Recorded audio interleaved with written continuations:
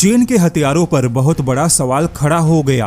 चीन के हथियारों को लेकर कुछ ऐसा हुआ जिसने पूरे चीन में बौखलाहट पैदा की और पूरा चीन अपने हथियारों के बचाव में जुट गया। खबर की शुरुआत हुई चीन के फाइटर जेट से, किंतु सवाल खड़े हो गए चीन के 700 से ज्यादा मिसाइल डिफेंस पे।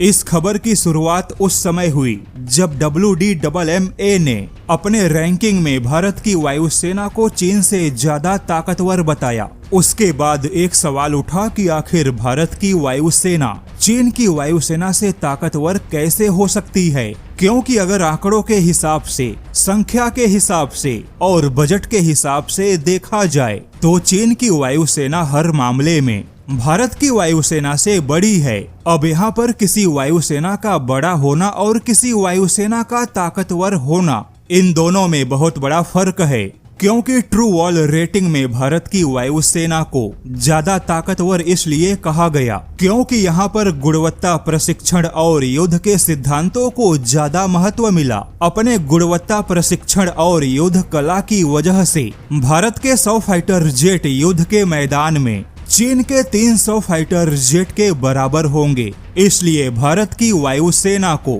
चीन से बड़ा नहीं बल्कि चीन से ज्यादा कुशल, अनुभवी और ताकतवर वायुसेना कहा गया। लेकिन यह मुद्दा खत्म हुआ नहीं कि अचानक से चीन के मिसाइल डिफेंस पर भी सवाल खड़े हो गए। जेन्स डिफेंस वीकली ने एक बेहद ही चौंकाने वाला खुलासा किया कि चीन का पूरा ऑल चाइना शील्ड भारत के एक मिसाइल को रोकने में पसीने छोड़ देगा। चीन जो कि अपने मल्टी लेयर मिसाइल डिफेंस को लेकर बड़े बड़े दावे करता है, वहीं ऑल चाइना शील्ड प्रोग्राम के तहत चीन पूरे देश में मिसाइल डिफेंस की तैनाती कर रहा है। 700 से ज्यादा लॉन्च यूनिट को और 2000 से ज्यादा इंटरसेप्टर मिसाइलों को तैनात कर चुका है।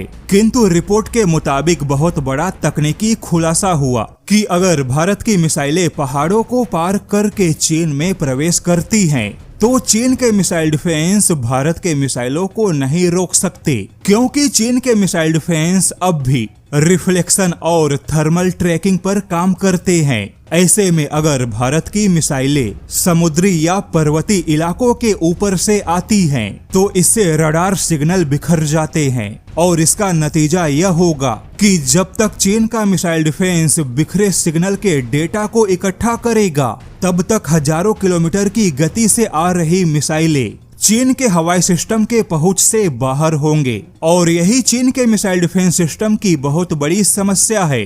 चीन परीक्षण के दौरान पहले से ही टारगेट को सेट करके रखता है, तो ऐसे में परीक्षण के दौरान चीन के मिसाइल डिफेंस के नतीजे अच्छे हो सकते हैं, लेकिन युद्ध के समय कोई टारगेट फिक्स नहीं होता।